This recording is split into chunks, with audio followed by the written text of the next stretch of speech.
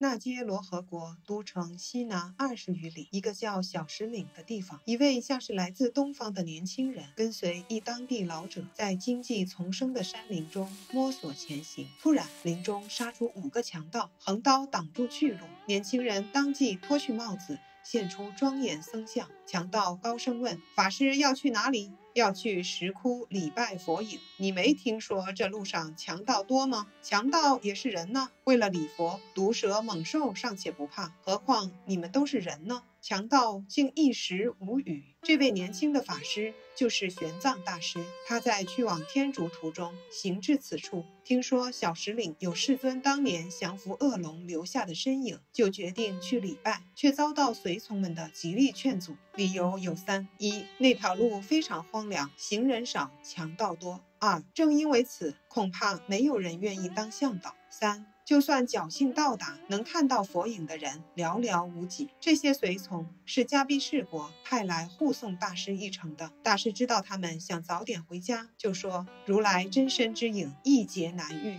我到此岂能不去瞻仰？你们不去没关系，但不要走太快，我礼佛完毕就会回头赶上你们。”于是大师与他们分开，独自寻找向导前行。果然，人们一听到他要去的地方，纷纷摇头不肯去，直到第2天才找到一位老人家愿做向导。这不，果然遇到强盗了。可能是他们良心未泯，可能是他们被大师的精神感染，这几个强盗竟然加入了去礼拜佛影的队伍。待他们到达一悬崖下，只见崖上一条飞瀑犹如巨龙直扑而下，而石窟正在它的东面，洞口朝西而开，非常狭窄，岩石缝中渗出细细山泉，汇集润湿了进洞的石径。洞窟内伸手不见五指，带路的老人告诉大师，进洞后要直向东走约50步，就会碰到东面石壁，然后向正东看去，那就是佛影所在之处。玄奘大师依照老人的指示，信步向前，果然走了50步，就触到了东壁。大师站定，面向正东，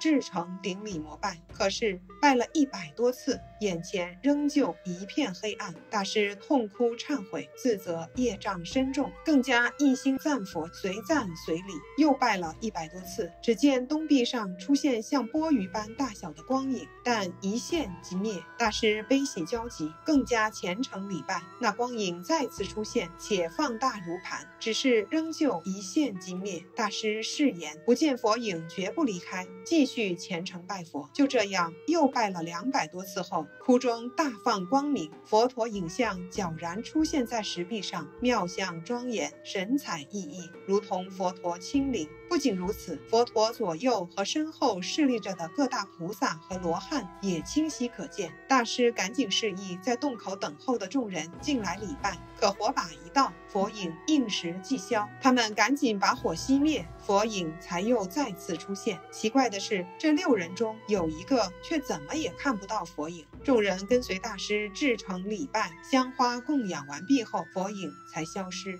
5个强盗也深受感动，当场毁弃打劫用的刀棍，并向大师求受5戒后才离开。